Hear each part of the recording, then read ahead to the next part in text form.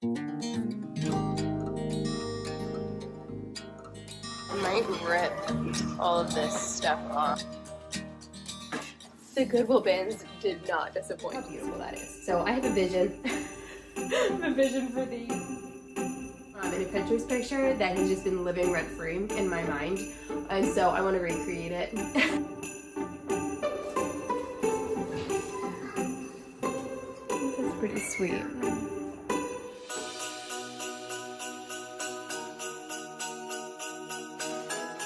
Does it look homogeneous, guys?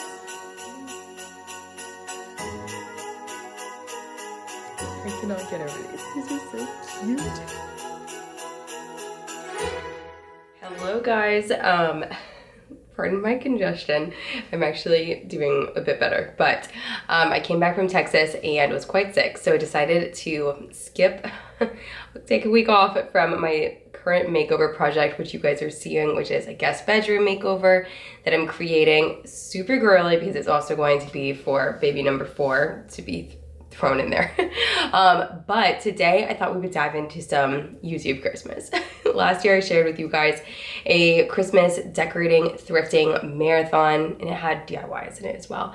So that's what we're gonna do again, but I have the best of the best from the past 2 years, maybe 3 years, to share with you guys of lots and lots of thrifting, lots and lots of decorating using all of those thrifted items, lots of ideas, as well as some crafts like thrift flips that you could use for decor or for gifts. I did an entire video last year on some gifts that were like under $4. So really cheap, really super simple. I was just talking with my mom and she is still using one of them right now, like to this day. So I'm super glad that they were really well enjoyed. But I did want to dive into just a little bit of inspiration for this year. Since things are always changing, I mean, I try not to follow too many trends, especially around the holidays. I think it's best to be nostalgic, but I do like getting inspired by the trends and just using my stuff in new ways.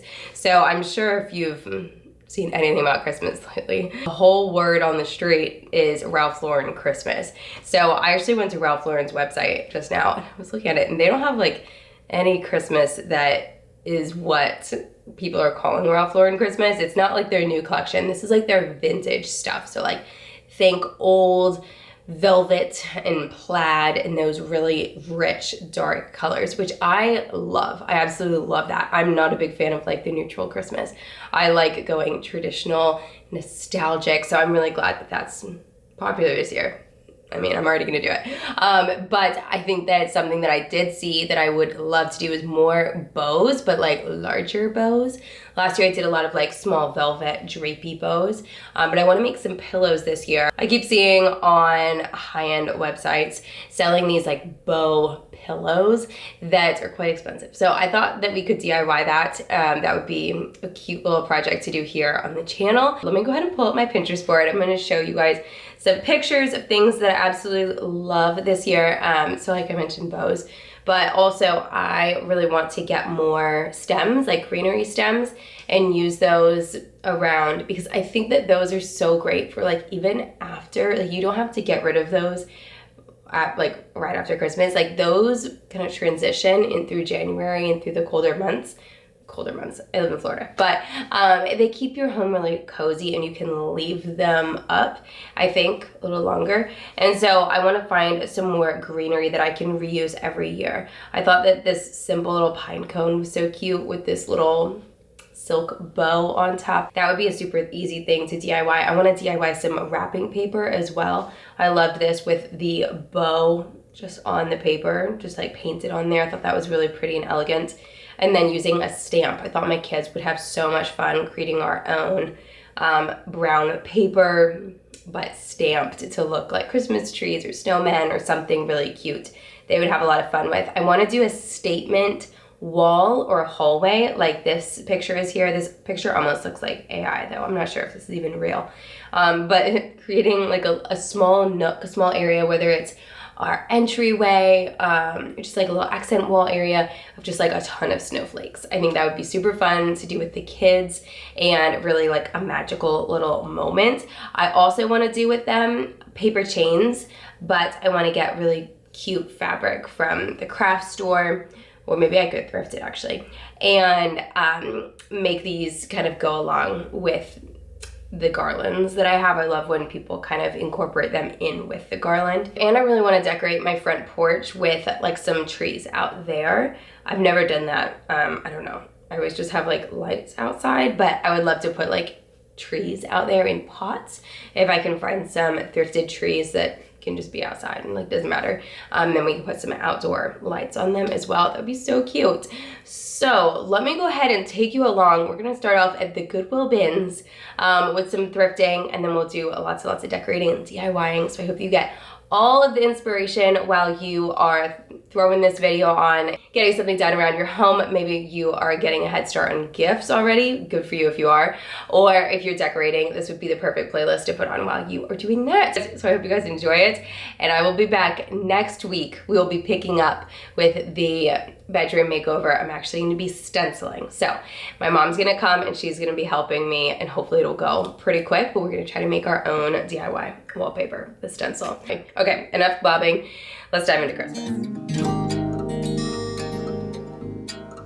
I might rip all of this stuff off. The Goodwill bins did not disappoint this week. You never know what you're gonna get at the bins, but this time was perfect. So normally I don't like fill the cart, but I definitely filled the cart, in the receipt for this I will share at the end of today's video because it was just so good. So I have some clips to share with you. I was looking specifically for Christmas items, vintage Christmas, just to go along with my aesthetic. So I have some clips from the Goodwill bins. I'll show you all the trash that I dug through to find this treasure, and then we'll come back. I'll show you the haul and how much I spent on all of this. Here we go. It is up high. If you've never been to the Goodwill bins, you are digging through literal bins in here and digging through a lot of trash. You are paying by the weight though, so everything turns out to be really, really cheap. But I did want to share some of my best tips and tricks. I will not gatekeep.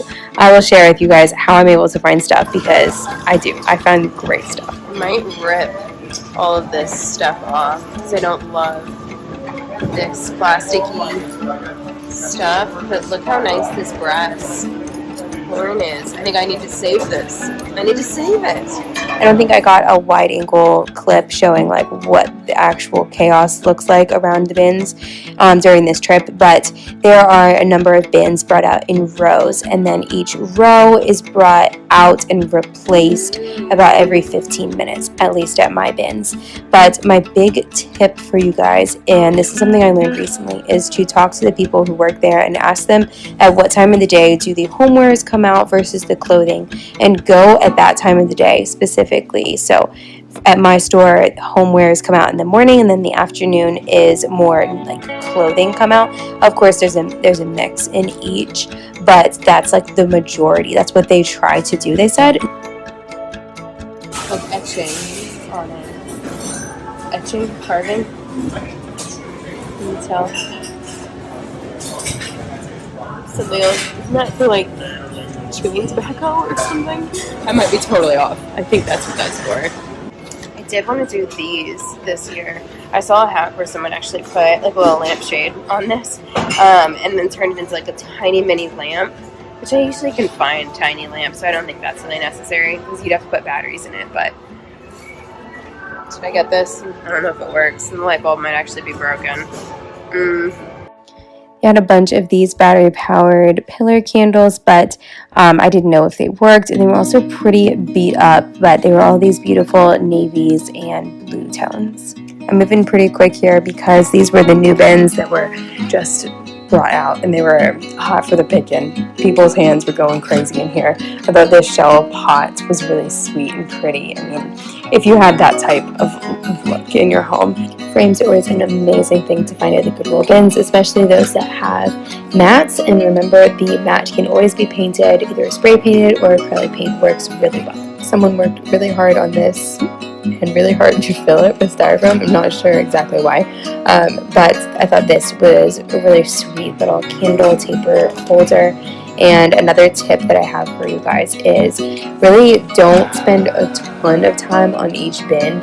try to go around, find a bin that has home decor or has items that you are interested in, and spend a little bit more time there. But if a bin isn't like panning out, I feel like usually they clear one shelf, one like area of the thrift store, and kind of dump it all into one. And so if you're not having great luck in there, the likelihood that you're going to find something really much better isn't too great either. I liked these little votive candle holder things. I thought they would be sweet on a Christmas table. Lampshades can be awesome here, but oftentimes they are like squished, but they're, you know, the cheapest place you could find a lampshade. And I did actually end up bringing that one home. Did not end up bringing this lamp home. You want to put it back? Can you tell that I live in Florida? There's stores in Florida from all of the beachy things that I am finding here. That's not always the case. I don't know. This was just like a lot of beachy things in this trip. For the Walt Disney lover, this would make a cool little coffee table book, or even just things to cut out to frame little pictures from movies and stuff, but it was in pretty rough condition as well. I did find last year a really high quality cutting board. I think it's the brand Dansk. I might be saying that wrong. And I ended up sanding it. I showed you guys how that turned out in like a thrift flip video, and it turned out really well. It's one of my favorite cutting boards to use right now. But these were pretty darn beat up. They had some like large cracks in the wood, which I didn't think would be able to be repaired, whereas just like scratches can be sanded out. Was this something like collector? I couldn't tell, and I'm not a collector, so, or like a reseller, so I didn't know. But somebody let me know. Was this interesting? Somebody grabbed it, like they knew what it was. So yeah, I'm curious. So I did end up finding this lamp, and I love this lamp. She came home with me, but I will show you the problem, the unfortunate problem that I discovered with this lamp. You cannot try any of the lamps out. They don't let you, at least at my store, which is very unfortunate, but they're also so cheap. Like this was like, I think $1 when I brought it up, and so it's worth the risk sometimes.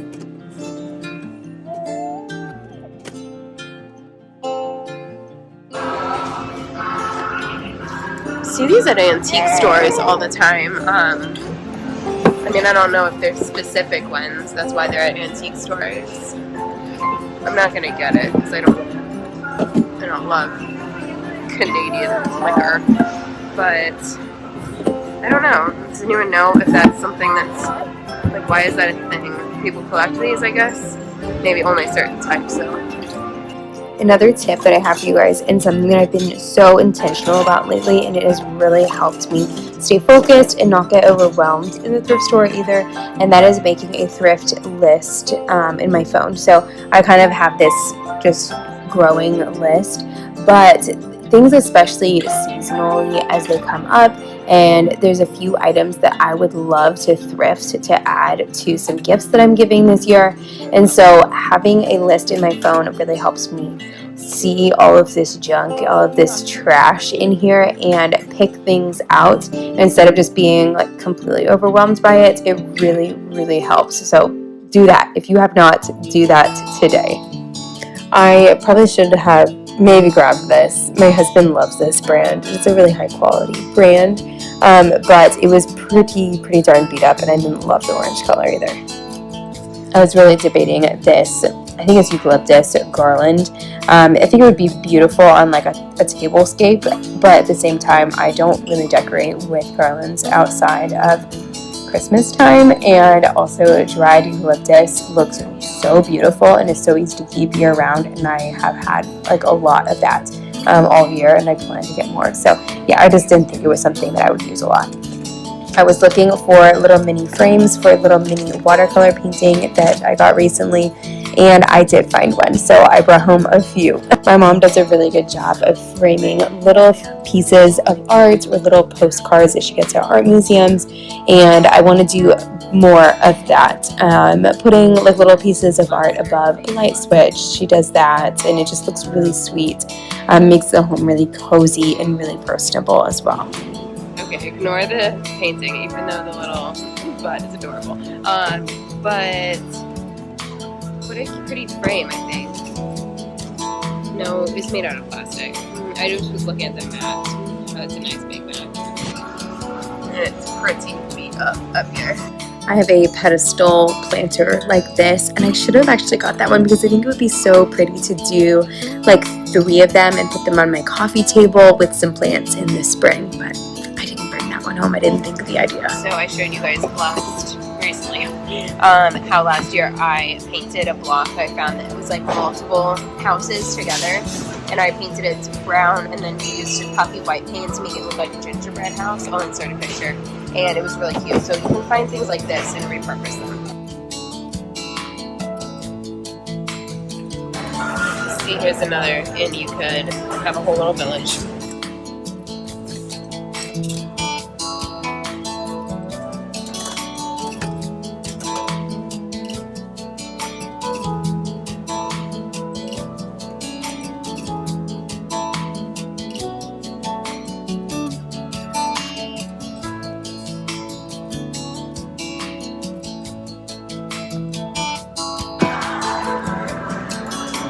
This side is kind of cool, this like wine thing. Not a fan.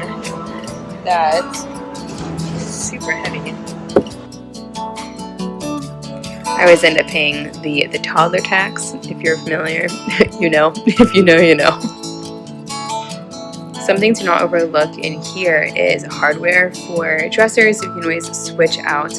I found some of those in here recently, but I did not find any this time. But I did find these metal tins, which, I mean, are perfect for Christmas. I would much prefer to get one of these than something from the dollar store, new and plastic. It's super Christmassy, but it's cute. I'd still use it. I've never seen a basket like that. Like, what is going on? It's missing the half. Missing the back of his pants. Super squished, but this isn't an ugly read. Right? It's pretty. I mean, now that fall is done, but I could save it for next year. Hey, these are real leaves. These are real leaves. Oh my gosh. I don't think that's going to last until next year. It's beautiful though. Missing some here. Okay, this frame is pretty awful. It's just like painted. What do you think about the art though?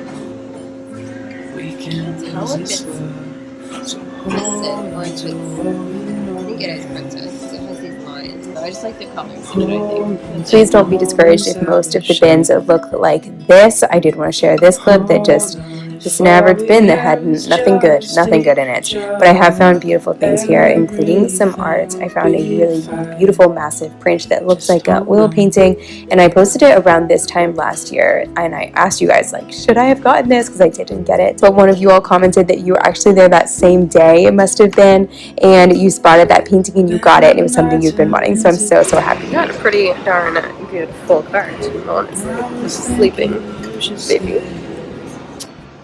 Here's your sneak peek. Full cart. We are back, and we have only a hot minute, so I'm gonna have to fly through this. I say hot minute because I have one baby, 7-month-old baby, sleeping first nap of the day, and it is 3 o'clock. It's just been one of those days. We had a lot to do, and then the boys are playing outside. I actually bribed them. I said, if I can get all of this shown for my YouTube friends, then we can start decorating for Christmas, because they're so excited to decorate for Christmas. They're just so cute. So yes, I'm bribing them, but I mean, if you're gonna bribe, isn't that like the best bribe of all? So I'll save my very favorite exciting item for last.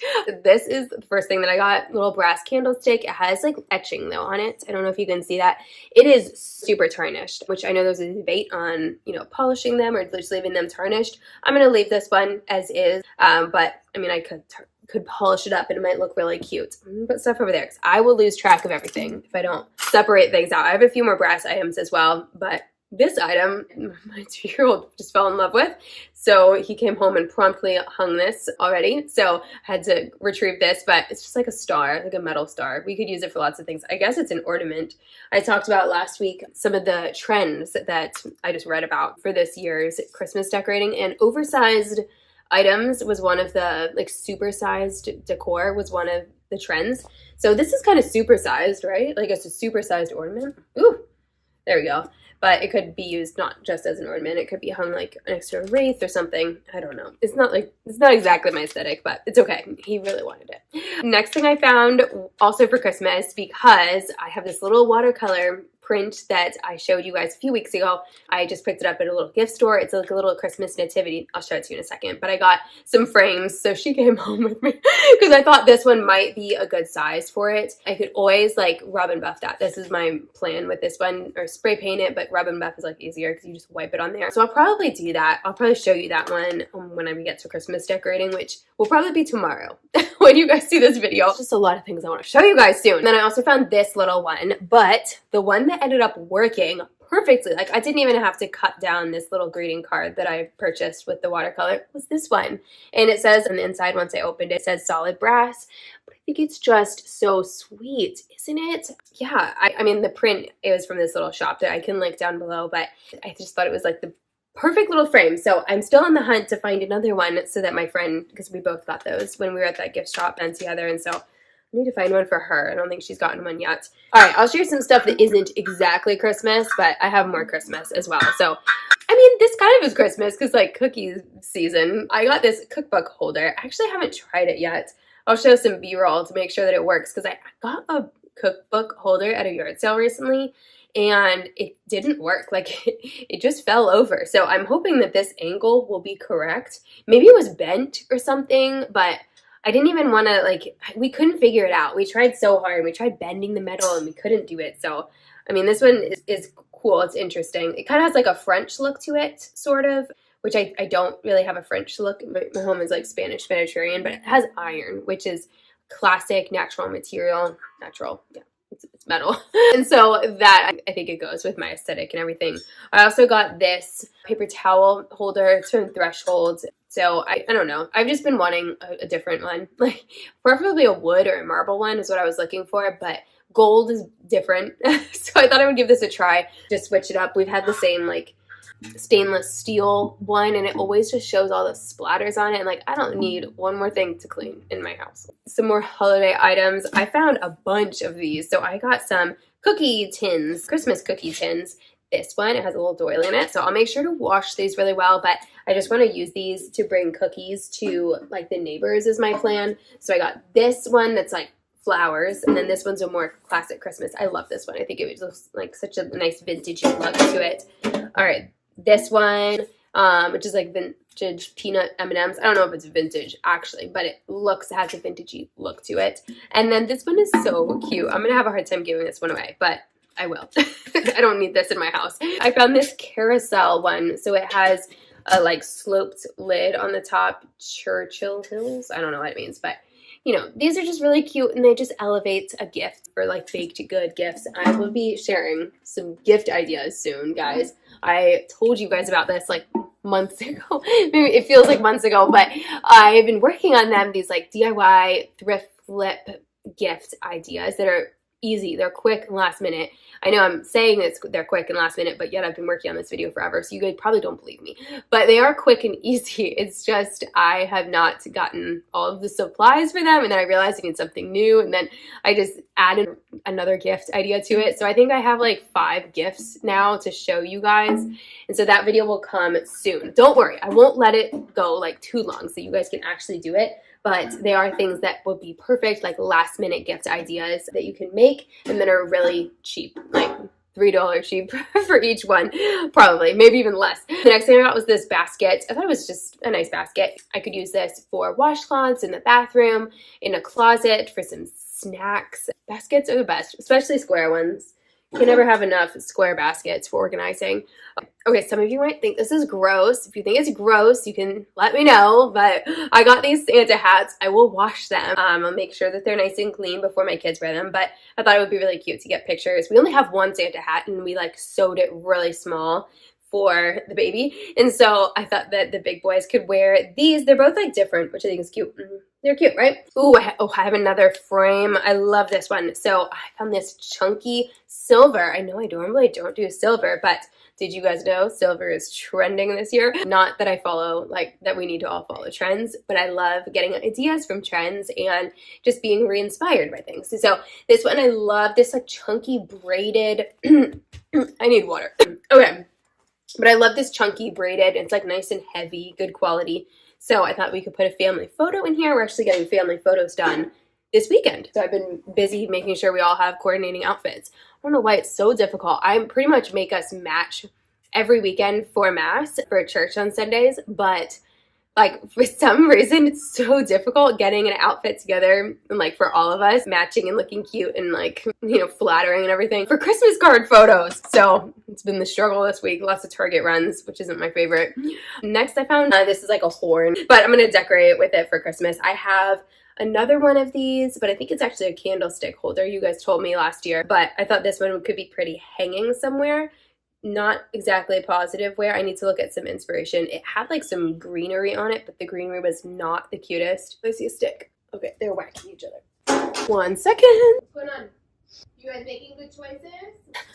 Okay, we're back to it. Next I found this little embroidery hoop. I find these all the time at the Goodwill bins, and they're nicer quality. They're not made of like pine or whatever. This probably is pine, but it's a little bit different.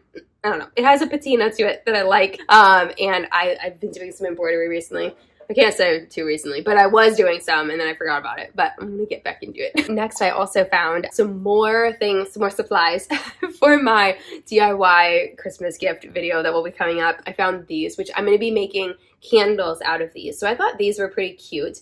They're in good quality, no chips or anything. They're nice and heavy.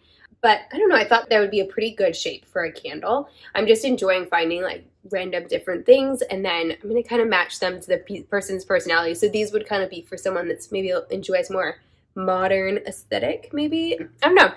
Thought that one was cute. And glassware at the Goodwill bins is so cheap. Like, I think it's $33. I'll tell you once we get to the receipt, but it's like the cheapest thing there per weight. And then I also got this little candle holder. I think this is for a taper candle because it has a really tiny part in there. So I don't think I'm going to turn this into a candle because it would just be so small. Like, that's not enough wax to burn. Like, it would just be gone really quickly. But I thought it was really pretty. I love this scallop. I love scalloped anything. All right, now before we get to my very last favorite item, it's actually two items that I combined to make one, but they're meant to be together, really. I also got this. Dominic, no, that's my husband. Benji picked this one up, and it has one of these. It's none of this. Had to pay the toddler kid tax. Anytime we go, they kind of get to choose like one thing, and we actually already have that puzzle pretty much in better quality, so it'll probably go right back to not Goodwill. I never donate there. It'll go to some thrift store, and someone else can love it. But my favorite item, and then I'll tell you guys the total for all of this, was this lamp. Guys, I'm obsessed. Okay, but it has a problem, and I need your advice. Well, I don't. I think I solved the problem, but my husband thinks I'm crazy. So this is the lamp. I love this little detail right here. It has this little, it's not functional, but it does that.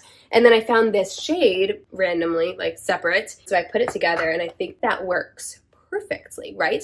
There's a trick that what you're supposed to do is measure from the base to the top. Like, that should be the same. So it is technically a little bit narrow, but I think that with this, you wouldn't really want anything, like, because it's so skinny, you wouldn't really want anything much bigger than that. So let me know if you guys think that that's okay.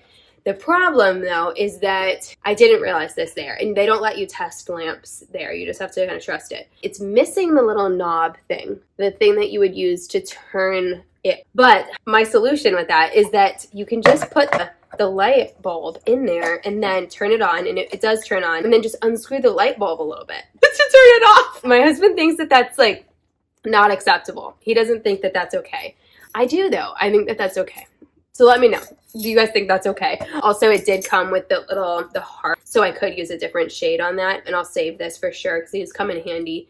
But like, the finial isn't super nice. It's like this gold, like very bright gold instead of the brass that's there. So I didn't really love that. And the shade, you can't use this shade with a finial. So I think it was perfect, meant to be. But what do you guys think? Is unscrewing the light bulb just like unacceptable? I'm okay with it. Maybe I'm just used to living with stuff that doesn't work.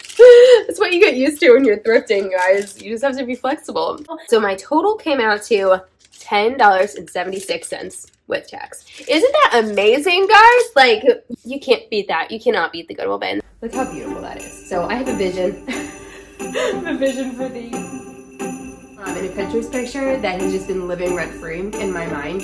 And so I want to recreate it.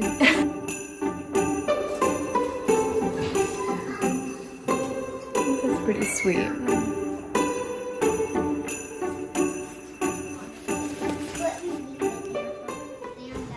Y'all, my house is a wreck right now.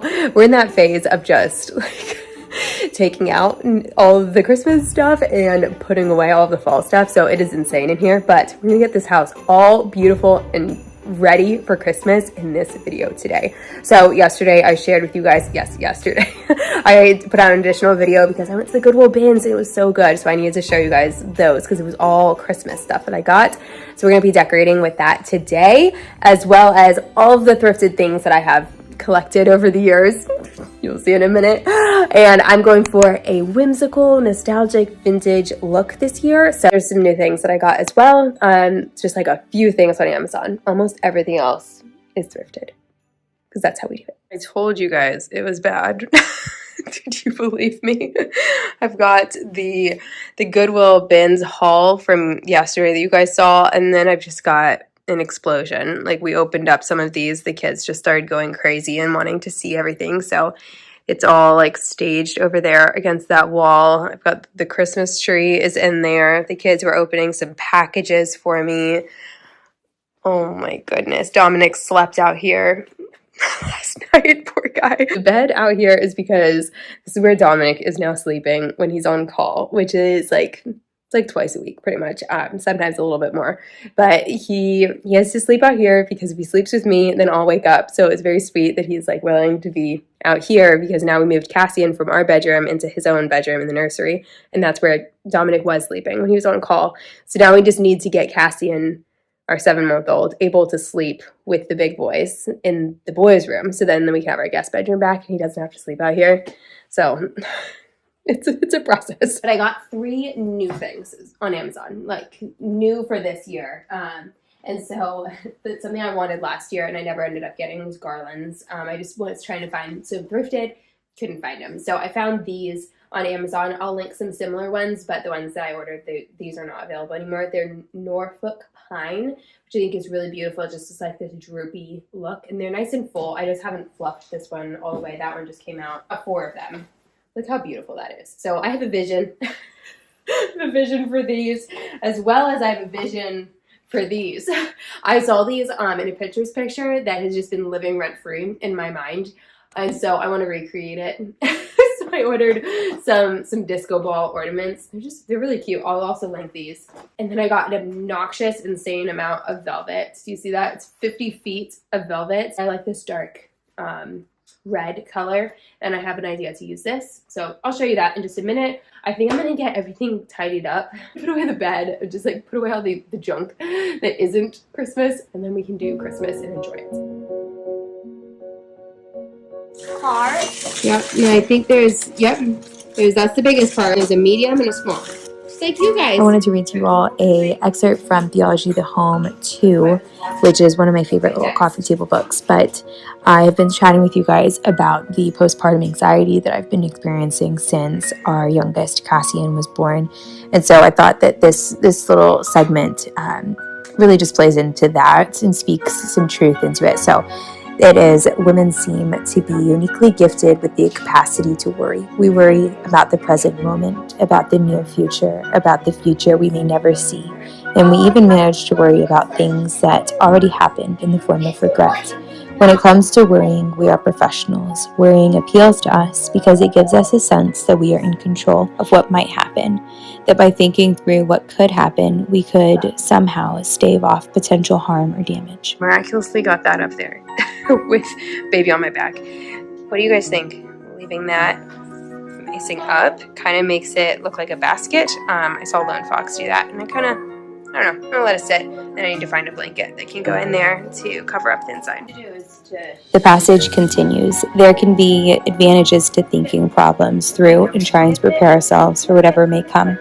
but we can often take it to an extreme, leading to decision making based on fear and anxiety rather than balance and trust. Worry inevitably leads to overthinking. In her book, Women Who Think Too Much, Susan Nolan Hokasima explains that overthinking is when you go over and over your negative thoughts and feelings, examining them, questioning them, kneading them like dough.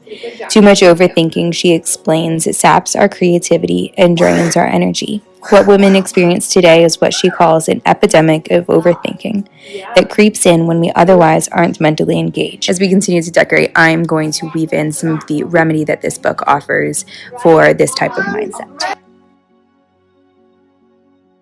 Right, day 3 or 4. It always just takes so long when doing it with kiddos. But we got the tree decorated. Lights into this. Well, I think we can kind of stuff it in there.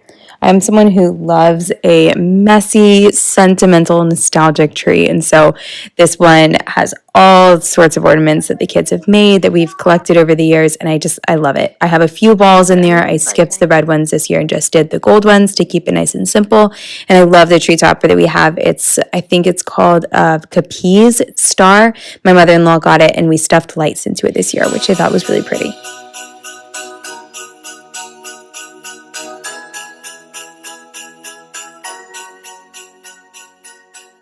And then over here is where the chaos is. I've just kind of been like pulling everything out so that I could sort it and group it. So, well, candlesticks mostly over there. I have some like greenery over here, more picks. I think I need to run to the store and get more picks because I want to do something with those. And then I have some vases that I want to stick some Christmas trees down into. Lots of coffee table books, which I always find really useful and helpful. All of my nativity scenes that I decorate with and love and collect. Well, we don't really know.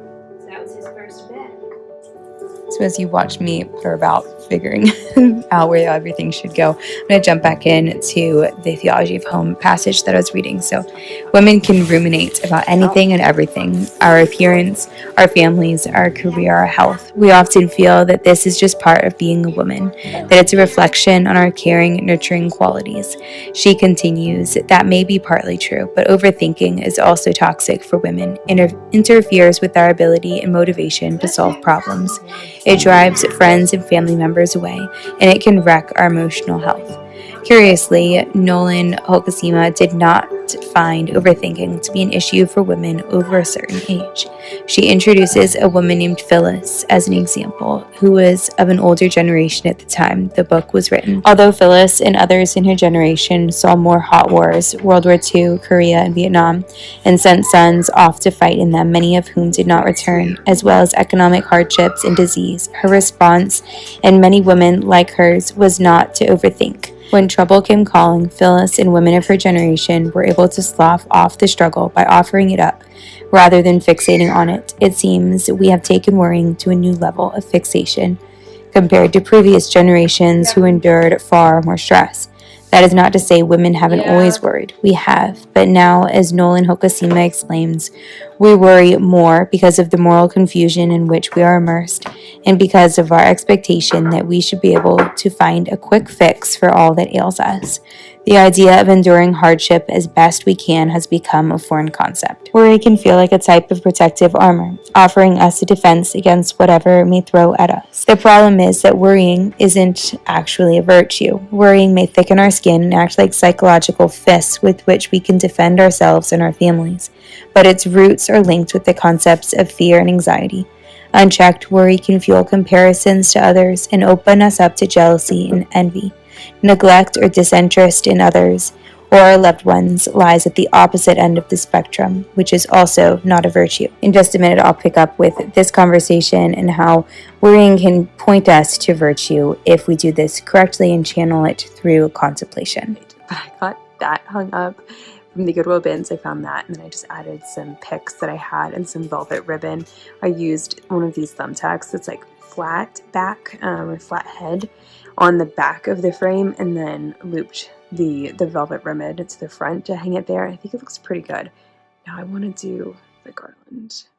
So I know a lot of people did the trick of like using the tension rod, the shower curtain in the middle. I just don't want to do that.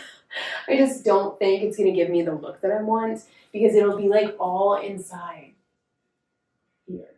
Am I wrong? Maybe I should do that. I can't do that. This would be like the longest one ever. I don't think they could go in that far. Like, I don't think it would stay up. In hindsight, the shower curtain rod probably would have stayed up better than what I did here, which was using command hooks that are not actual like command hook brand, and they did not work, y'all. I don't know where I even found these. They like probably came with some set or something, and they were really old. So I put those up there, and it came crashing down, and so I ended up using just like picture hanging nails with the little hook, and it worked great. Yes, it'll leave little holes, but I can fill them. It'll take like 5 minutes to fill them, or I could just leave them and you probably wouldn't even see it at all. So I ended up styling my nativity scenes on this bookshelf, just kind of sprinkling it in with our normal decor, and I love that big red bow that I've added up top. Good morning. I'm opening up the curtains, and I got a little bit done last night. I was patient, and I left the hooks up there last night so that they could harden, and then I can put the garland up today. I have this overwhelming sense of just like needing to get this done because something better, like something important is going to happen and that it's going to need my attention. I don't know what it is, guys, but I just got this sense of that last night. Like I want to get this done so we can move on because something is coming, something really good, something, I don't know. I can't explain it, guys. By the time this is posted, maybe something would have happened. I don't know. The passage continues to describe contemplation as a related activity to worry, but with an entirely different results. It looks similar insofar as an idea of marinating and ruminating over, but the end goal is not a defensive one that asks, how can I avoid being hurt or wounded by this? I'm going to put a picture here of the Pinterest picture that's been living rent-free in my mind. And I want to recreate it. So I bought these little disco balls that I ordered on Amazon, and then I also ordered that garland that was something new, and so let's see if I can make this happen. Rather, contemplation is the effort to see where God is present in the situation, to see what He is doing, to see how He is providing for our needs and the needs of others.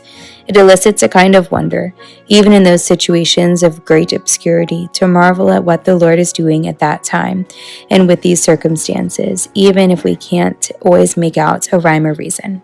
We read over and over again in Scripture how Mary pondered all of these things in her heart. Pondering is a synonym for contemplation. We do not read, Our Lady stayed up all night and worried. We can learn from her perfect witness that worry is not meant to be a default position, but rather can be transformed into something fruitful and productive by opening ourselves up to the wonder that is at hand. The Psalms tell us one who ponders the Lord night and day will bear great fruit in due season. The first psalm reads, On His law he meditates day and night. He is like a tree planted by streams of water that yields fruit in its season. In all that he does, he prospers. Psalm 1, 2 through 3. Fruit and pondering are not unrelated. Okay, I'm ignoring the half-folded laundry going on over here, but let's focus on this. I think we can decorate this to make it nice and cute. This covers up all of our outlets, but the hats kind of got moved up a little bit. So it covers them up if we have them in their position, but husbands don't always understand the assignment. This passage is about to offer the essential ingredient, I'll say, that is needed to combat worry and anxiety. But first, it has a beautiful passage on how Christ offers the woman at the well living water, a water that will not leave one thirsting. Pondering the will of God, the goodness of God, the perfection of God flushes out the imperfections of our own souls so that we can come to know Him better. And by knowing Him better, we come to love Him more. We see our smallness in comparison to His enormity. We feel our weakness compared to His omnipotence. All of these things keep us grounded, focused, humble, and aware of His providence in all things. We can do nothing without Him. This living water cleanses our thoughts, minds, spirits, desires, and intentions, making us better soil to allow the will of God to increase in our souls. There we go. Secure. So I'm going to share what the book describes as the critical ingredient and the critical piece for contemplation to avoid the worry and anxiety, but I'm going to share that during the reveal clips. But you are not going to do what I just did here using these awful command hooks that weren't even command hook brand. So just go straight for the nails. This came crashing down and I had to redo this. I'm just warning you. Are you going to hit your head? Yes. Stuck. So I really like it, but I do wish I had another one so that I could like make it go down a little bit further, but that's okay. Maybe next year I'll invest in more. But I do have these little clay stars that I made last year. They're out of like this like baking soda stuff. I showed making them last week, but I think that I'll kind of like intertwine them in there maybe, just to give it something else. It needs something else, and I don't have like any picks. Red berries or something would be perfect, but you have to use what you have sometimes. That looks good. That's cute. Okay, these little red things fell off the roof that I put into the kitchen. So I'm gonna add them. I always save stuff like this. Even like my aunt has sent us some wreaths, like real wreaths over the years, and I always just like take the stuff out that's like fake like this and keep it, because you never know. You can always add it to something. Just add a little bit of something. I think I said on here that I had this sense that something was coming. Like I needed to be done with this so that I could move on and be prepared, because like something else was going to need my attention and my time. And I think it was just some surprise play dates and getting to see some moms that like are so dear to me that I got to see.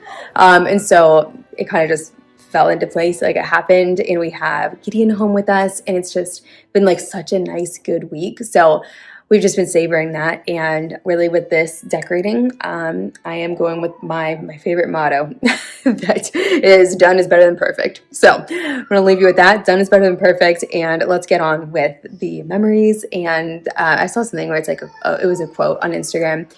It was just simple. It was like, kids won't remember how Christmas looked, but they'll remember how it felt. Let's do better grammar than that. All right, let me show you these pillows, and then we'll get some ending clips. Got this one at the Goodwill bins, and I usually hide it with another pillowcase, so I just took that pillowcase off. And then I will put this one here that I made. I'll just put like the red one facing forward. No, I think I want the white to kind of look good with that. We'll put that one here. I just got a few little reveal clips, so I'm going to share those with you. That blank wall over there is going to change like in 2 days.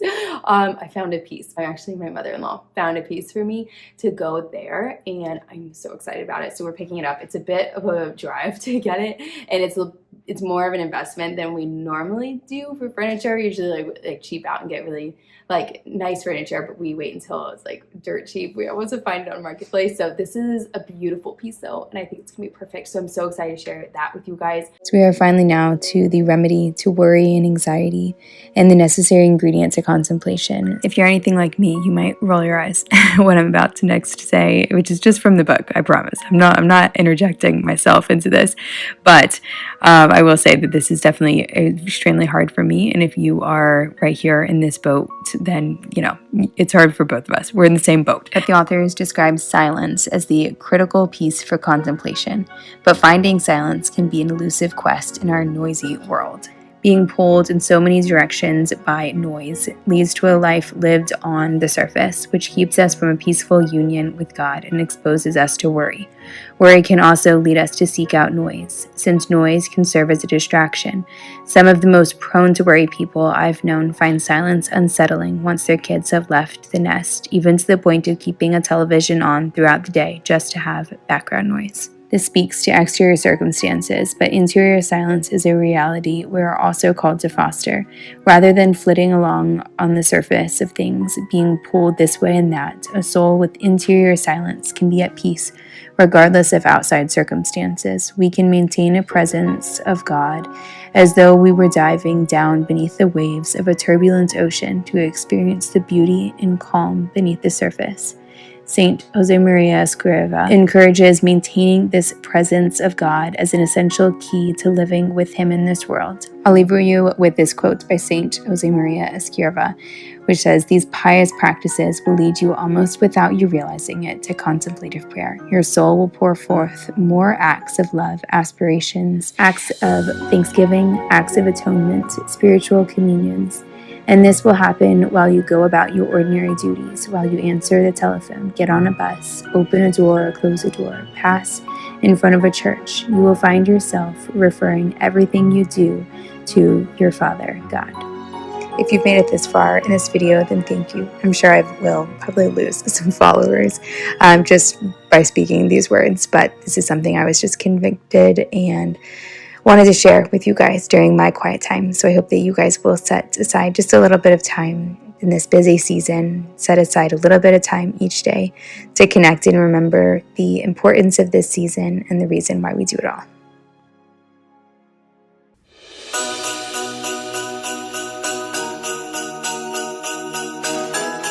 Does it look homogeneous, guys?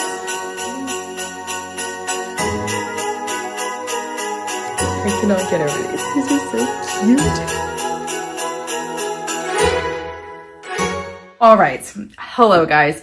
We have a cozy nighttime little video here, one that I've been hyping up for quite a while, and that is some DIY super cheap last minute gift ideas. So I hope that this one will be really fun for you because I have put a lot of work into figuring these projects out so that I can teach them to you. There's a few mistakes I made and I will make sure to tell you those along the way. But overall, all of these were like very beginner friendly crafts, aesthetic, beautiful gifts that I think everyone on your list is going to really enjoy. So settle in. Maybe you're wrapping some gifts. Maybe you just want to get some ideas. Maybe you're finishing up decorations. Let's get to our first craft, which is sitting right next to me and I'm enjoying mine already, a DIY candle. I've acquired quite the collection for this one, and that is making candles out of these thrifted little jars that I've been collecting. I've gotten all of these for 50 cents to $1, and I just think they're all so special. So this was my first time at making candles, and so I will share just a few mistakes that I made, but honestly these came out so beautiful and I cannot wait to gift these and keep a few for myself as well. So I did order a kit.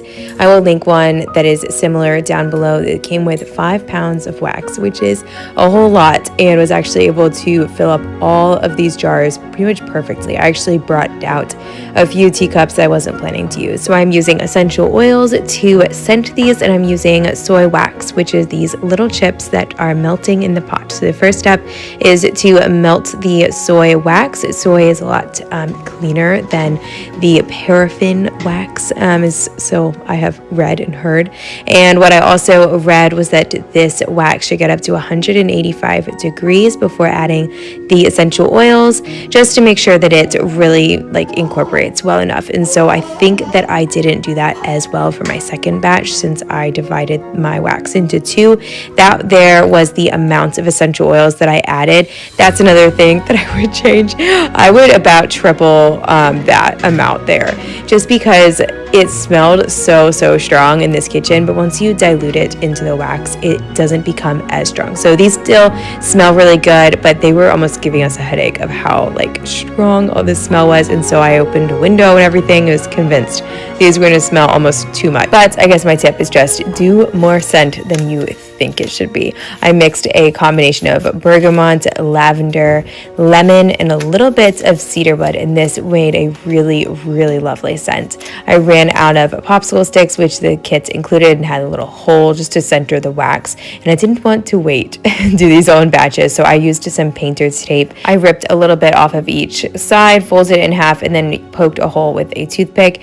And it worked even better, honestly, than the popsicle stick ones, because it had a smaller hole and it just kept it centered a little bit better, I found. But once I took off the tape, they were all dry. I snipped the wick, and I wanted to add some little labels as well. So I had these printed at my UPS store. I can actually link down below. If I was fancy enough, I would have you guys sign up for an email and attach a blog or something, but I am not that fancy. So I will attach the Google Drive link down below if you want to steal this. Use this as your labels, but I did put on here the scents that I used, so you would have to use that exact same scent profile. So just keep that in mind if you want to use these labels or make your own. All right, I'm going to reveal to you guys how these turned out. They are so beautiful. I think candles can get really expensive, and these were about $3 a piece. I mean, the most expensive thing is because you have to get some essential oils, but I use those all the time for diffusing in my home, for my DIY cleaning supplies. I already had those. So it's hard to calculate these, but because of the soy wax being about $30, and then I made about 17 of these, and then the jars were about 50 cents to $1, it came out to about $3 a candle, which you cannot beat that for a soy candle. Even a little tiny one is going to be $5 or $10 at least. So let me show you how these turned out. you only are seeing 2 of the labels here tied on because I ran out of the thin thread that I was using, but they will get labels. Moving on to our next gift. This one is for the girl or guy who wants to do a little self-pampering. This one was so easy that I hesitate to even tell you that this was like a DIY. Honestly, this one and the last one were like, what even is this? Like, this is so easy. But I'm going to show you how to make your own DIY cuticle oil. So I did say that this was cuticle oil, but I have actually been using this on my own hands, all over my hands. It's amazing, you guys.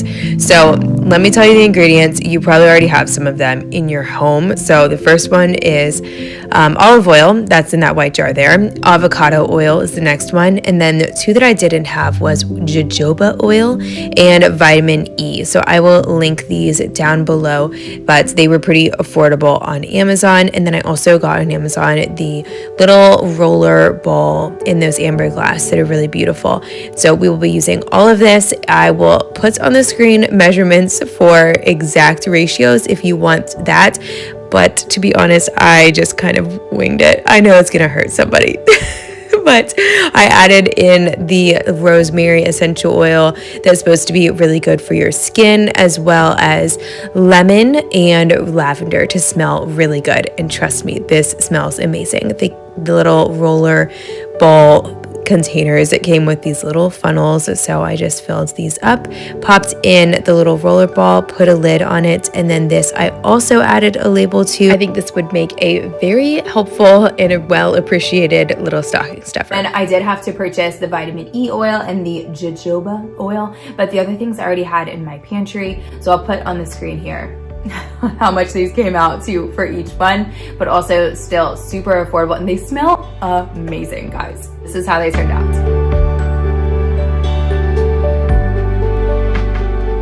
Okay guys, I got the next one for you. You ready for this one? This one's like probably this one is my favorite, but it's a little bit out there. It might not be for everyone, but I hope that it'll give you a good idea. Even something that you could just like make for yourself if you don't feel like you have the perfect person to give this one to. But I will say the last one is very generic. Like, it could go for everyone. So maybe this one might not be for everyone, but the last one definitely is.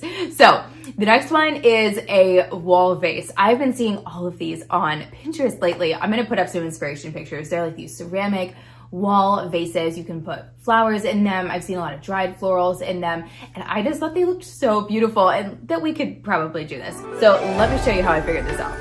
All right, ladies and gentlemen, buckle your seatbelts because we are going to work with some air dry clay. I haven't worked with this stuff in a long time, and there's a few tips that I learned. I watched a few videos just to get a good understanding of how to do this without it breaking apart. I was honestly not expecting this one to be so relaxing to work on.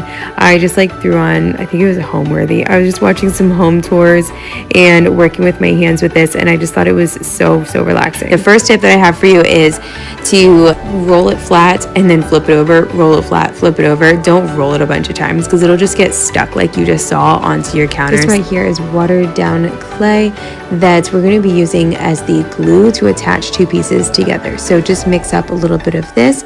A little bit goes a long way, so you won't need a whole lot. Just put it in a cup that you can throw away because it's going to get nasty. So now we're going to cut the shape. I went with a ton of different shapes, and you'll see all of the ones that I created. For this one, I'm going with a kind of an arch shape, and you can use a craft knife or you can just use a butter knife. This worked just fine. I freehanded it onto here. The easiest way to get that pocket is to line up the back piece onto the piece that will be the front piece and cut just a little bit wider and a little bit longer on this piece that will be the front pocket. So I'm going to take off the backing now, lay that flat on my work surface, and then now this piece right here is the piece that's going to be formed and added onto the front of the backing. So I'm going in with my straw to texture all of the area where this will be sticking to, and then to get a nice good bond, you want to add some of that slush stuff onto both sides of the edges so that it can attach really nicely. The combination of the texture on both edges as well as the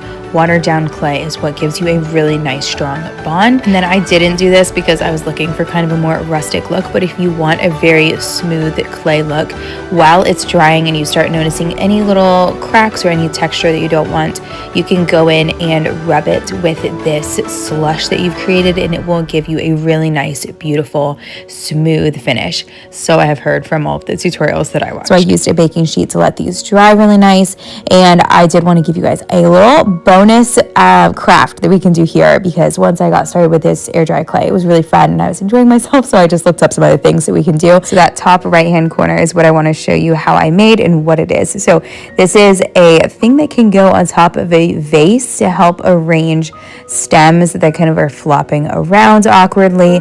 And so I don't know what this is called. I know a frog would be if it was inside the vase, but this is actually sitting up on top. So I used a glass to get the shape of a circle there, and then I actually used a straw, and I wanted a wider one as well. So my husband used his PVC cutter and cut this marker cap for me. It's just a Crayola marker cap, but if you have a thicker, wider straw, that would work really well, just to give some variety in the whole size. And then I went in and added little waves, little scallops around the side, using my finger to just pick up a little piece, press it down around my finger, and this gave it nice and even look. So what I did once all of these items were dry, because I wanted them to have a little bit more depth and look more like handmade pottery, I went outside and rubbed some dirt on it. It was really cold and I didn't want to go out. It was dark at this point, so this video was really poor quality. I apologize, but I was in my patio, but you can see the difference here. On the right is before, and then on the left is after, with adding some dirt. So definitely personal preference, but I love it with the added texture that the dirt added. And then I went in with this clear gloss glaze that I can link down below as well. I think it was definitely the right call to go adding some sort of glaze, but I think maybe the matte might have looked a little better. This was very, very shiny. Totally also personal preference. All right, I'm gonna reveal to you guys how these turned out with the styling with little flowers in them, because I already hung one up and it is so cute, I think. Would you guys enjoy seeing this as a gift? Would you enjoy receiving this as a gift? I don't know. Maybe I'm crazy, but I think that the people that I'm giving these to will enjoy them. Let me show you guys how these turned out. I will show you how I hung one on the wall in my own home, but I did put a nail taped to the back of each of these so that they can be easily hung by the people I'm gifting them to. I also made some lavender imprints with some real lavender that I pressed into some clay and then painted, and I thought that looked really sweet. This would look so sweet, I think, in a little gallery wall, but I hung mine in my own home over a light switch to make it look like a little light switch vase. Let's get on with the last one, which is for the cook in the house or anyone that eats. And we're gonna head into my garden.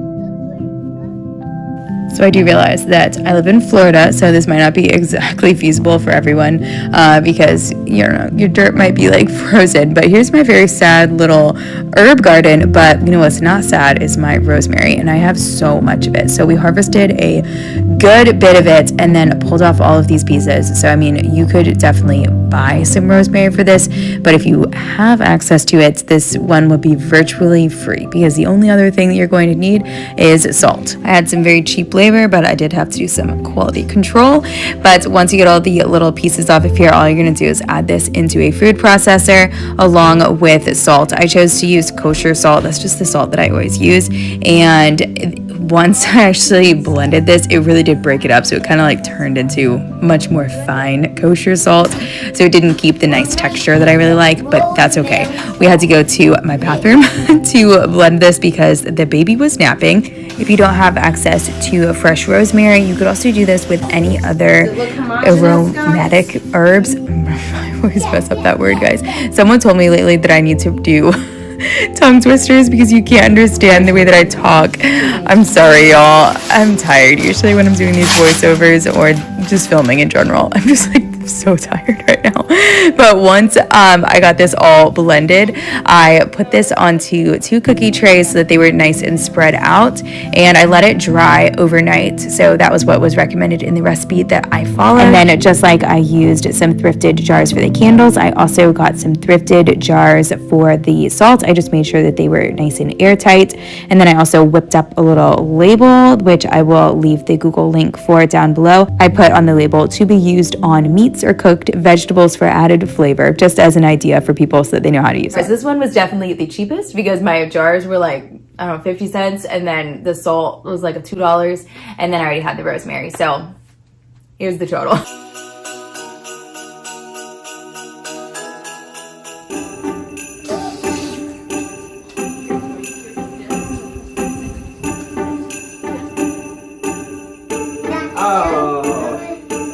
I love the handle. Very nice. It's huge. I know.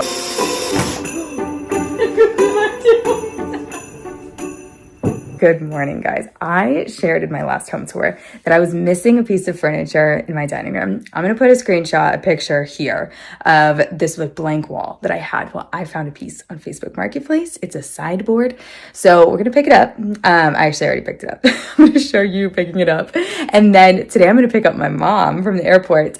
And we had the trip planned. She was going to come down and just like do Christmas activities with us. So we are going to decorate it a little bit. I need a little bit of help, like just styling it, making it look really good. And she always helps me with that. So we're gonna do that and then do some Christmas activities, some last like little touches for Christmas. And then I'm gonna share a big home tour. But I had to share with you guys this new piece because otherwise I would do a home tour and then you'd be like, what is that piece? You didn't tell us about it. Well, I wanna show you because it is so beautiful, so special, and super old. Let's see.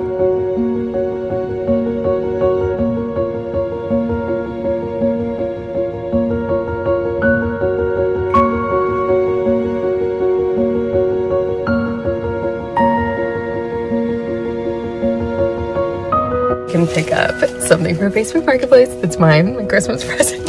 So Christmas came early. This is gonna go into our dining room. So it's this beautiful piece. It's a little more expensive than I normally spend, and it's large. So it's gonna take over the entire back of our minivan.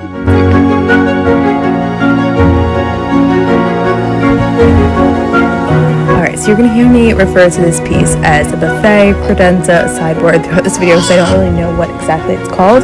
But for us, it's going to function as a place to, of course, decorate and then hide all of my decor because all of these cabinets lock. They have, like, these doors have little keys. We were so confused because we thought something fell off the back. Found out that it was just the baby's toy he had thrown. But through this video, I want to show you guys some ideas for decorating above maybe it's an entryway table or a cabinet that you have in your home. And specifically, this will be some Christmas decorations, but I'm going to offer some tips for decorating that will work for all seasons as well. Y'all, isn't this piece stunning? My mother-in-law actually found this piece on Facebook Marketplace and sent me the listing, and unfortunately the owners didn't know too much about it, but I'll show you a closer look in just a minute. But let's go get my mom. Well, this was supposed to be a really fun little clip with my mom, but I'm going to still include it even though I lost the audio because I just love her so much. We were laughing because she left 7 degrees in Minnesota and came to 71 in Florida. Wow, it's so pretty. I love it. I love it. I love this part. Isn't that cool? That's like chunky and everything. That's so chunky. Yeah. Oh. I love the handle. Very nice. And all of these lock, like the bottom ones, so you can put my decorations in there. 3 individual keys. Oh, and look at this. Yeah, this part, and then like this is all. This is like super fancy there. I need to like, clean it up a little bit. Vacuum. Yeah, and then these like are just like plain. I started putting some in there. Yeah. These are the DIY gifts that they already saw last week. You haven't seen these, but okay, it's much later. But you guys got to see my mom's reaction to the piece, and I just like absolutely love it. So we're gonna pick this up tomorrow. We just hung out and just got my mom settled and everything, but I want to decorate above it. And I feel like in my home, I have too many little things. So I want this piece, I want it to have a big thing behind it. And I've been thrifting some options. Some you've already seen if you've been following on this channel, but one you have not. And it's huge. It's actually so big. So I'm going to share some clips of what I found at the thrift store from like a while ago. Like this was like 2 weeks ago, maybe 3 weeks ago, and I just haven't showed you guys. But it's a huge piece of art. And then I'll show you the options tomorrow morning with mom. I don't know. Okay, so this is option 1. It's huge. I know. Wow. This is so big. Wait, you have 2 options? Yeah. Okay. It's nice. So big. It's like bigger than me. It might be too long. Like it might be longer than the actual piece. You want to hold it? Whoa. Yeah. Let me just move this stuff off so that we can put it towards the back. Yes. Somebody does It's this. hand painted. Like I got it for $15. Yeah. I mean, It's so light. I don't think it's a problem. Well, yeah. You're gonna have to unify it with the piece with other items. We could I could stain the wood. Yeah. The thing. That might look better. I think that they did like a paint wash on it to make it that light. Yeah. I mean, I like that. I feel like I have so many small pieces of art that it's nice to have something huge. yeah. I was envisioning, like, how does it look Oh, when you yeah, look that's through or look from elsewhere? Yeah. I think that is what's going to be nice. I think it's good. I don't like the frame. The frame is pretty bad. It's pretty like dated looking for some reason. I have the YouTube friends on. Oh. Okay, so this is option 1. We're thinking that this is too light of a frame, too washed out, but this might look good over in our family room, or we stain the frame. But we're thinking that is going to be too difficult with the painting. Like it would be a mess, and we can mess that up too easily. And this is a real painting, so I don't want to ruin the painting. It could ruin it. This is 2. I mean, it's interesting. It's interesting. This is an Afghanistan trunk lid it's over 200 years old. It's just like carved wood. Mm-hmm. Kind of looks like a horn, like animal, like Yeah. maybe with something like plates. Oh, your I have plates. plates. The plates. Ah. We could do plates with Yeah. that too, or just by themselves. They wouldn't have to be with anything else. Uh-huh. Option 3, the Goodwill bins mirror that I got for I think $5, possibly with these. Oh. That's not really my style. But then you could have like some plates. True, I could do plates. Let me go get my plates. We're gonna grab the plates, but this looks so good in here. Let me show you. In the family room, this. Grammy's doing a great job there. I think that we think that it ties in this lighter wood furniture here, ties in the orange of the couch, the rug. I mean, there's another rug under there. Ignore that. It looks good from this angle, but then especially from the other angle. Yes, that cabinet, it ties it in. Yeah, it's really good. Perfect. This is easy to hang. The plate option that I was envisioning, like plates up top. I also have this one, but I think that those two look pretty good together.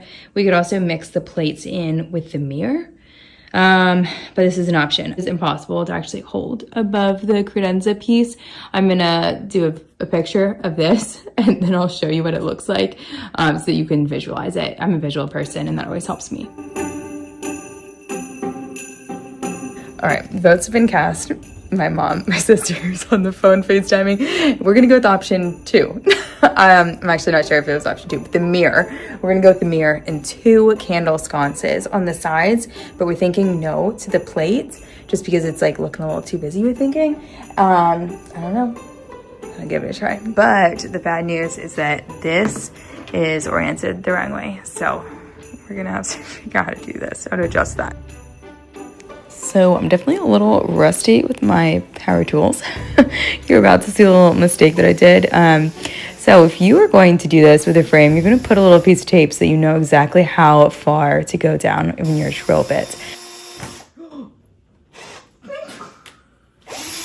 No. went through to do. Jeez.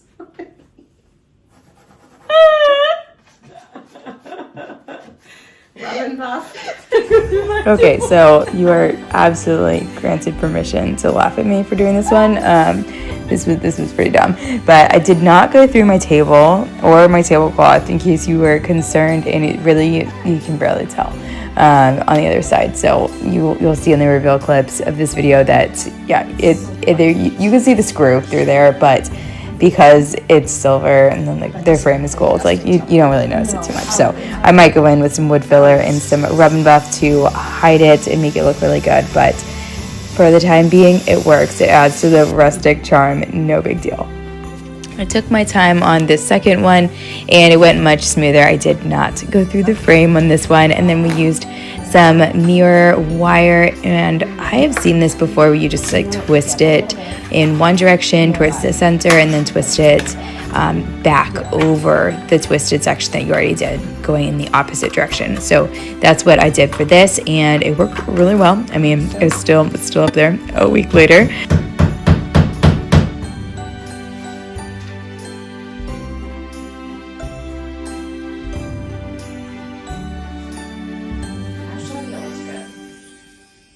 So we got the mirror. We think it's even level, but we're thinking on the sides, no plate. We were thinking a plate underneath each of these, but we're thinking just the sconces. These are the plates we were thinking. Yeah, hold those up. And on the other side. I think that's It's just too busy because I'm gonna be decorating under there. Like things are gonna be on there, so this should be a neutral palette. And I want to do a plate like gallery wall. That's what I've been saving for, but I don't have enough to do a gallery wall. I would have probably just done like a plate gallery wall here, but I only have 4, so it would have been awkward. So we're doing this. Let's commit. All right, so we are to the fun part, the styling and decorating of this sideboard. So I am going to offer just a few tips as we go, as well as some principles that we followed, just general like interior design rules that we were following. So this one that we were trying to figure out was the rule of 2/3. And if you hear my voice cracking while I'm doing this voiceover, I have a very sore throat. We're fighting a little something in our house. But what the rule of 2/3 is that you shouldn't have things right in the center like how it is here that my mom's holding, but items placed at that 2/3 mark just look generally better. They just look better on the eye. So we were trying to decide, we were just like scrutinized this decision for so long because we were trying to decide if like the candle should be in the 2/3 or if the candle should be like above the frame. So we ended up actually deciding to just use a shorter candle because then it would be shorter than the mirror. I do plan to get some battery operated candles that look like wax. I've seen some really good ones lately, but haven't gotten those yet. It was, baseboards, and then we stored rugs on this wall. Rugs. Why rugs? Because I was like switching them around. I had extra rugs, and so always like piles of rugs here. Yeah. So the reason we're doing this at midnight is because I have friends coming over tomorrow. We have some, not a party, just a casual gathering. But I did this the other day, and this is with that base. It's called Ichiban. Is that what it's called? That sounds like a food. Ichiban? No. The like we call it style. It's a flower frog. Yeah. Okay. But I don't know what the art is. I got this at a thrift store recently, and so I kind of put all of the stems that I gathered in there. I actually got these from my neighbor's trash pile, yard waste pile. So I think this is gonna go on here somewhere. Let's see what else.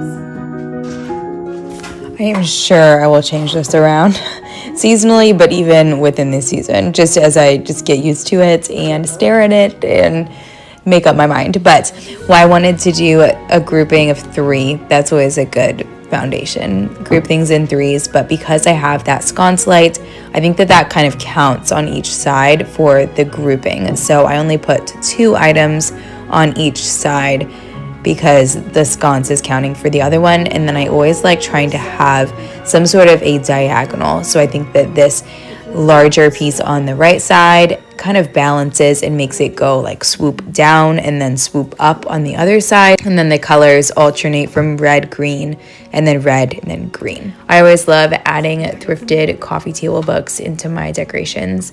Some of them I've purchased new, but I love the colors that they add, and especially that they can add a little bit of height and kind of group things together as well. So I can put multiple things on one coffee table book and suddenly it doesn't look cluttered, it looks intentional. We did it. I'm going to show you how it looks all styled up for Christmas. I feel like I would love a wreath on there, but I just like don't have one, and I'm not going to go to the store and buy one. So next year it'll be decked out. I love like dressing up my mirrors. I've dressed up all the other mirrors in our house. Okay, so hear me out. I do really like this, but I think I'm gonna change it. I'm gonna leave this for the holiday season, but I think it's leading too traditional. And yes, this piece is very traditional, but I think that if I add a more asymmetrical art arrangement on top, it's going to help it match with the more transitional style that I like. So yeah, having those really traditional pieces, but using them in more modern ways is how I kind of define that transitional style. So I hope that you guys enjoyed and got some inspiration for a surface that you are decorating in your home, maybe a mantle or a credenza or a dresser. All of these areas can just get nice and dressed up for the seasons, and it is so much fun. I hope you.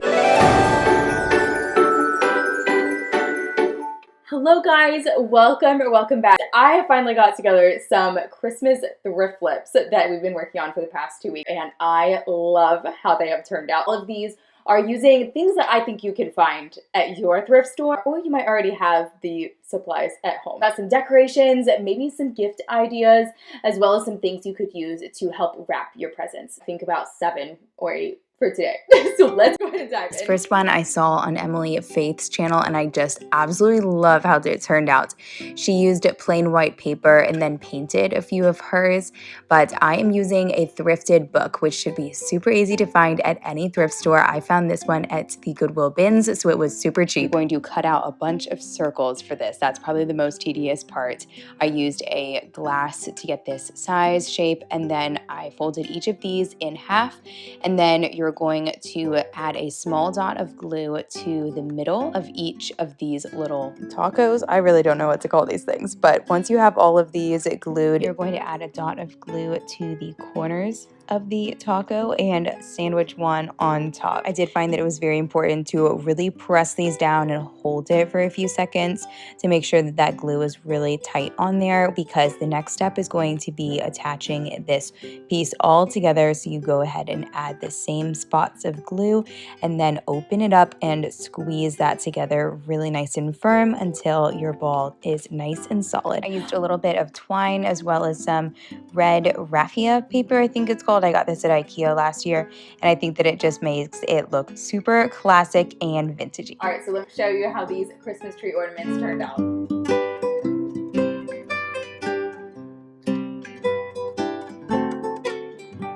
Next one might be my favorite and is a little bit unexpected. You have to trust the process. So I actually found this piece of wood that had been cut into the shape of houses in the trash.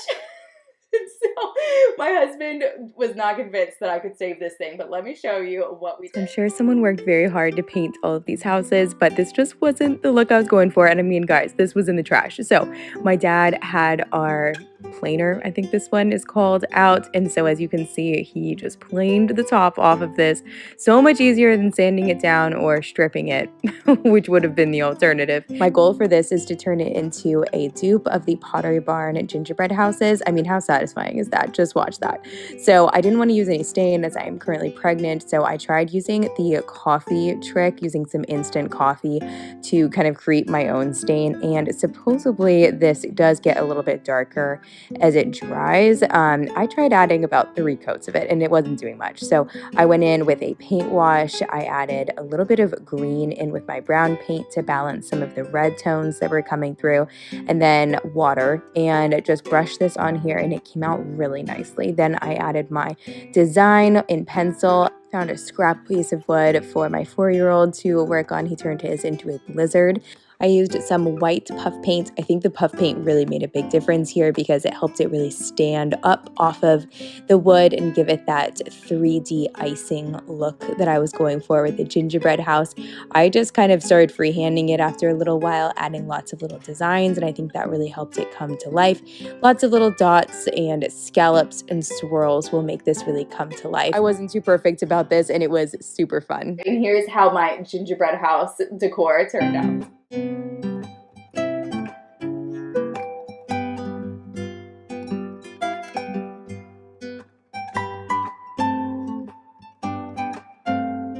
Seeing these in a lot of high-end magazines, these ornaments that are made out of like a frame, and it made me think, I mean, there are so many thrifted frames out there. I'm sure we could do this for so much cheaper. So I actually found a little tiny frame at estate sale for, I want to say it was 50 cents. It was in like a box that said 50 cents. So this one's almost like too easy, but let me show you how I turned it into a beautiful ornament.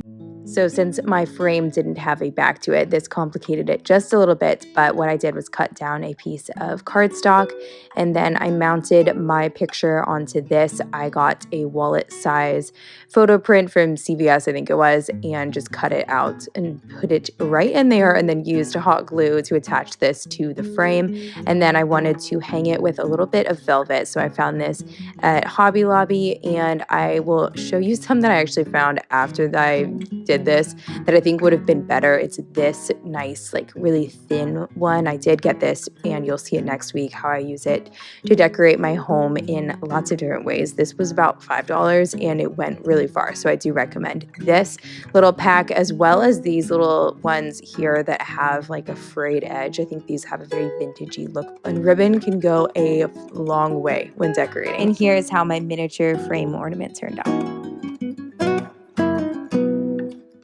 I think that ornament would also make a really good gift idea. I've received ornaments from friends that are very, very special to us and will continue to be on our tree for years and years to come. And one that's customized like this would be especially special. Okay, this next one technically isn't a thrift flip, but probably is stuff that you already have. So this is going to be the viral cornstarch and baking soda ornament. As you can see, this starts off very liquidy. It is a combination of 2 cups of baking soda, 1 cup of cornstarch, and 1.5 cups of water. But then once you heat it, just very low heat for a while, it turns into this paste, kind of like Play-Doh. Do be careful if you are doing this with little ones, because when it comes off of the stove, it definitely is a little bit warm, but once we spread it out, it cooled pretty quickly, and then we were able to roll it out. Messy activities like this are always a bit chaotic, but they are my boys' favorites, and I try to be brave and keep doing them. I will recommend that you keep your surface that you're working on covered in cornstarch so that these stars don't stick, as ours did a good bit, but we ended up with a ton of beautiful stars that had a very beautiful handmade organic look. I strung them onto a piece of waxed thread, and I love the special handmade touch that it adds to our Christmas tree this year. Next we have another ornament, but this one could be used on a gift wrapping situation as well, and it is using that book. So let me show you what I did with it. Okay, we are pulling out that book again. You could honestly use scrap pieces of paper from the first ornament that I showed you guys to create this one, because I found the smaller that your squares are, the cuter it turns out. But you're going to need 5 squares of equal size, and then you create this shape here that kind of looks like a kite, and then you fold down the top like so, and then fold the sides in. You essentially are creating a small diamond. So once you have this shape, you're going to fold it down the middle and make sure this line is nice and crisp so that your star can have a nice classic shape to it. You are going to use just a little bit of hot glue on either side of these and then glue that together. I think I still have a few blisters from the amount of times that I burned myself using this hot glue gun. So maybe you could get away with using a glue stick if you're anything like me, but also just try to protect yourself by using things like scissors to hold things in place. That always helps. And this is how this lovely classic star ornament turned out. Okay, it's usually very easy to find this next one at the thrift store, and that is all you need is a frame. I also happened to find an art book that I was cutting my prints out of, but you could also find these for free on some websites where there is like open access from museums. I'll link one below that I like, as well as on Etsy. You can buy these for a few dollars. I did ask you guys recently when I found this art book at the Goodwill outlet if you guys cut stuff out of books or if you feel like that is not allowed, and the consensus was definitely that it is totally allowed to cut stuff out of books. So after cutting these out, I went ahead and added Mod Podge to the top of this. I will say that the first one I did didn't turn out as great as the second one because the second one I mounted onto cardstock first to prevent it from warping as it got wet with the Mod Podge. So I definitely recommend doing that, and then going along with the strokes of the painting helps. These are watercolor paintings, so it doesn't really make sense to have strokes, but I really love the way that it turned out.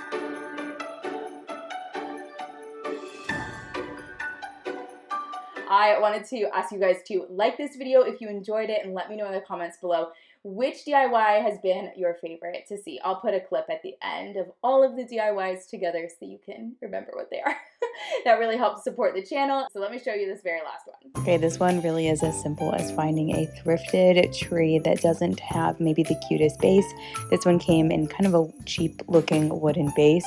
So I put this into a little crock that I thrifted. I think it's giving a very vintage Mickey & Co look. I had such a fun time putting together all of these thrift flip DIYs, and I hope that you guys love them as much as we are. Next week, I will be sharing all of my Christmas decorating that I've done so far, which has been a lot. You're seeing some sneak peeks of it definitely in this video, but I have lots more to share, and I just absolutely love the thrifted, vintage-inspired, whimsical, nostalgic look that I have gotten to so far. So I hope that you all have a very blessed week and beginning of your Christmas season.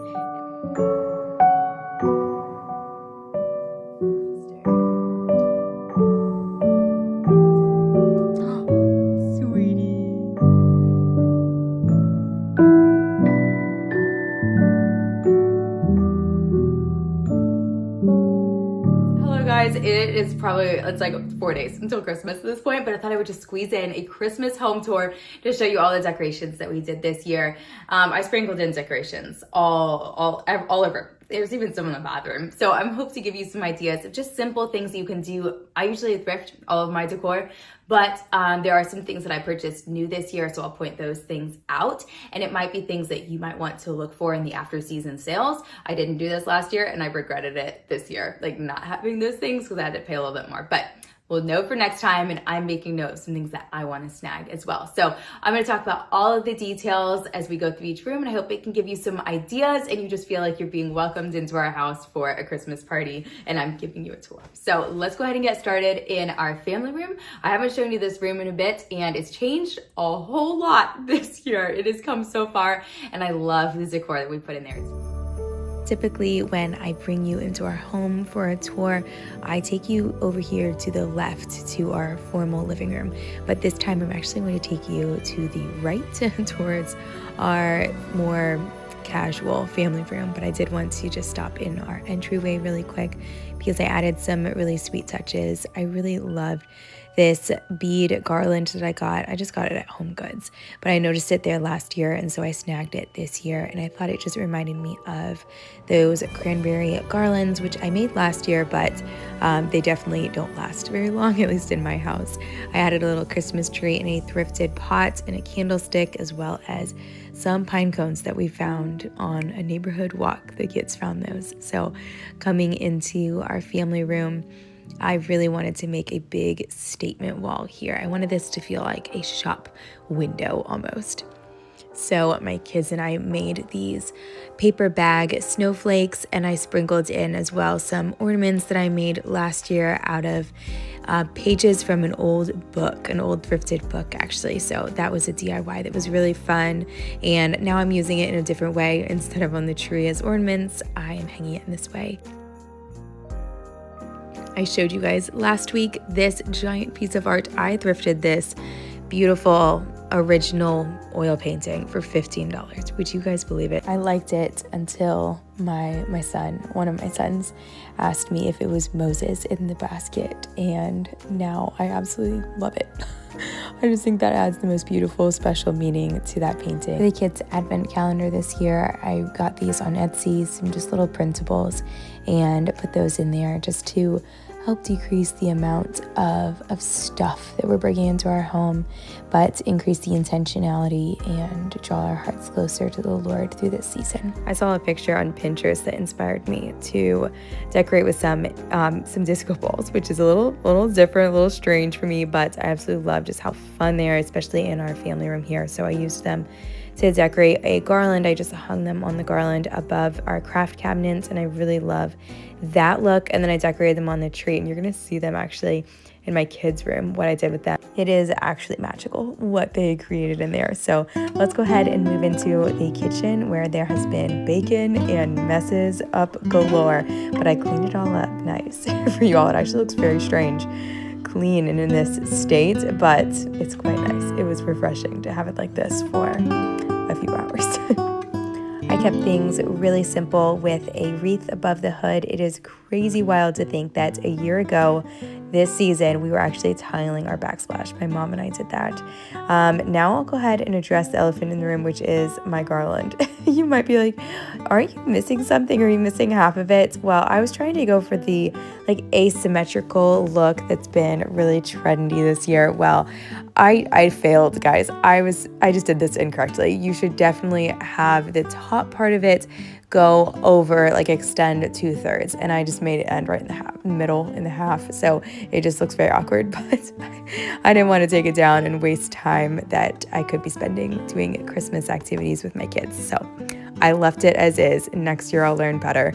I added my little gingerbread houses up here that I DIY'd last year, and I think that this is just a really lovely little view that I get to look over as my boys play outside and enjoy this lovely Florida Christmas weather that we get to have. I did want to share my new mat, rug. This is actually a wool rug that I found through another influencer and got on Black Friday. It was on super sale because it's thick. You can see how thick it is. It's wool, and I normally stay away from wool rugs just because my kids don't like laying on them. They think they're scratchy, but in this place it's the perfect thing to stand on, so I love it, and I'll link it down below for you if you guys are as equally obsessed with scallops as I am. You guys got to see me find and decorate this dining room credenza last week.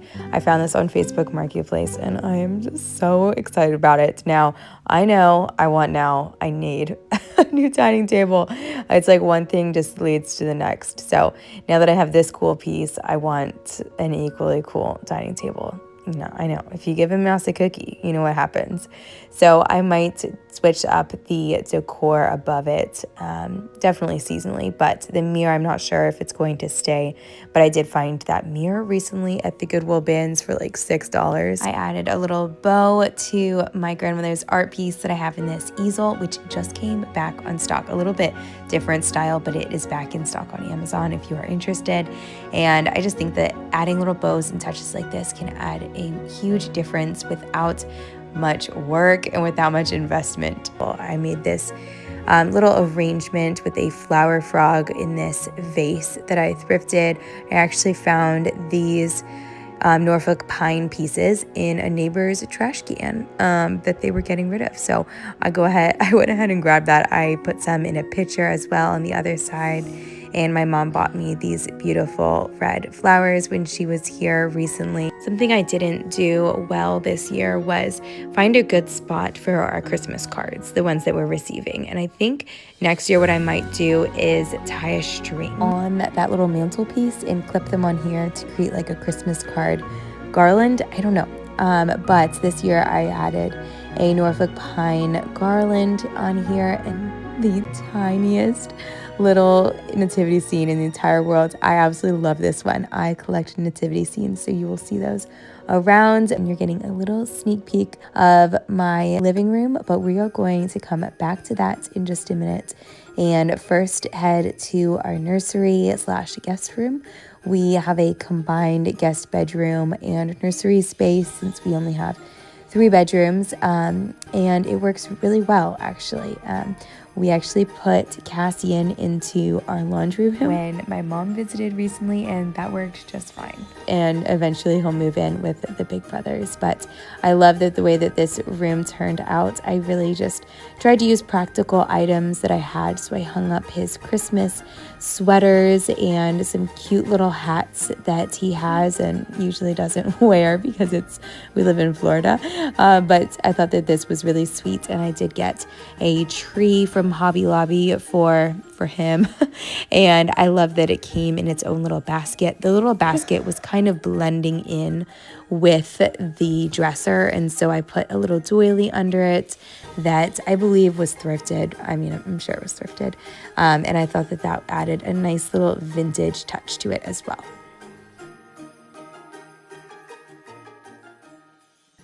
Now let's head into my big boys room. I just did a few simple things in here, but the things that I did have really helped it just feel really magical and special for me and for them as well. So I hung a Merry Christmas sign, banner thing, whatever you want to call this, in their window, and then onto that I hung the disco balls, and it creates the most beautiful magical little rainbows casting all over their room, which is so fun. This isn't even peak rainbow catching light. Honestly, it's like around 4 o'clock they just get the most beautiful, like all over. The baby just loves looking at all of it, and it's been so fun just to have that, and it'll be hard to take it down because it's so fun. I also love the shadow that the Merry Christmas sign casts on the wall. We put their little Santa hats on here. I mean, they're always wearing these now, so I thrifted those recently at the Goodwill bins. I hope that you can see by my example that you don't have to have a Christmas tree in every room. That would be really fun to have a Christmas tree in every room, but you don't have to do all of that to achieve a really magical and cozy feeling in each room. I'm going to share our master bedroom because I also put something really lovely on our headboard that's just super simple but made a really beautiful impact, I think. And let's head into our formal living room. And I love the garlands that I hung in here. So I hung the Norfolk pine garlands that I got on the doorway in here, and then I nestled into those some little berries as well as some pine cones and the little clay stars that I made last year. I performed in the Nutcracker from the age of 4 to 18, and every year my mom would get me a Nutcracker based on the role that I was performing that year. And so I have quite the collection there, and you'll see them sprinkled around other places as well. But I just love those. They're so special to me, and I think those nostalgic elements are so special. There's this whole culture of buying new and trendy Christmas decorations. Well, I think Christmas decorations are probably the last thing that should be trendy and should be purchased new every year because they're so special and so fun. So I hope that I can inspire you to keep using the same things that you have every year. This is a space that I would like to edit for next year. I don't think that the lights that I have in here are the best looking. I mean, they're just like Christmas lights, like outdoor, indoor Christmas lights. And I just kind of have them draped so you can see them. See the wire a whole lot. So I want to rethink that. I might look to see after season if I can find a more substantial garland that could hide lights a little bit better. I set up this little nativity scene for the boys. It normally doesn't look like that. It's set up very nicely right now, but it's up on top of a thrifted picnic basket to give it like a little bit of a table for them. I've been so glad to see lots more messy trees on trend this year, and that's what I always do, y'all. It's always messy and kid-friendly, and my kids rearrange the ornaments like this. All of the ornaments migrate, and it's no big deal. And I just love all of these sentimental ornaments that we've collected over the years, and they all kind of work together because I get like a lot of felted ones. I try to stick with felted. My mother-in-law gets us a lot of felted ones, a lot of wooden ones, and ones that I've thrifted that are not fragile. So they all look fairly good. Cassian might even say they taste good too. I didn't change my coffee table up too much, but I kept it in these like kind of 3 stacks pattern, though instead of just doing 3 stacks of books, I swapped one of the stacks of books out for this Afghanistan tea table that we got at a yard sale recently. I think it's so cool. It's over 200 years old actually, so it's very fragile. We're very careful with it, but I thought that the red color was perfect for the season.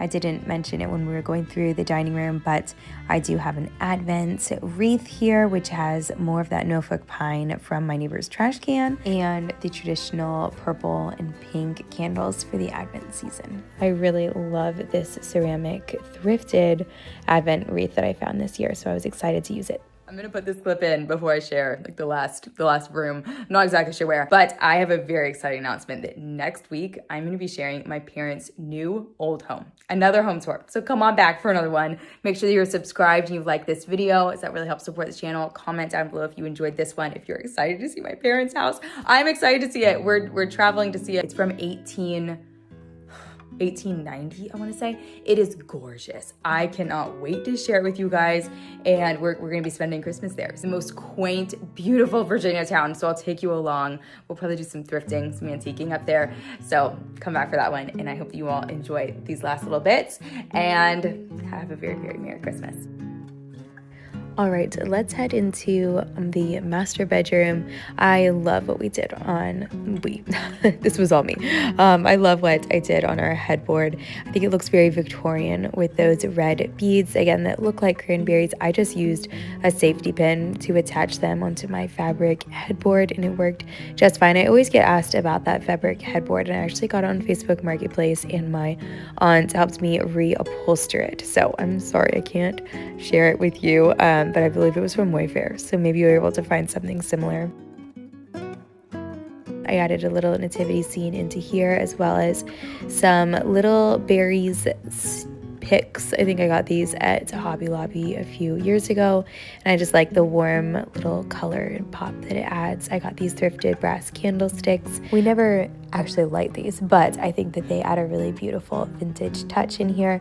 In this old cradle that we have, my grandfather actually built this for my little sister to sleep in when she was little. I've been using this to store all of the wrapping supplies that we have been using throughout this season.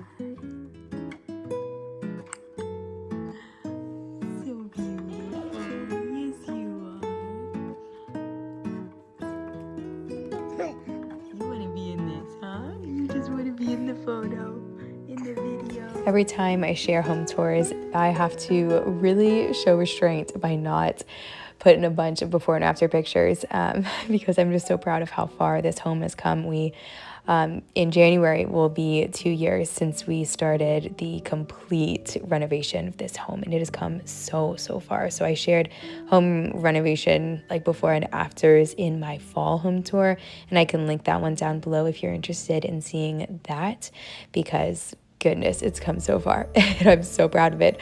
We'll actually be starting a few new DIY and home renovation projects in this spring now that Cassian is a little bit older. So I hope that you will stick around so that you can see all the things that we get into in this home to make this 1970s home into a really special place for our family and for years to come. So I hope that you all enjoyed, and give this video a like, comment down below if you enjoyed coming along, and I will see you in the next one. Have a very Merry Christmas. Bye guys.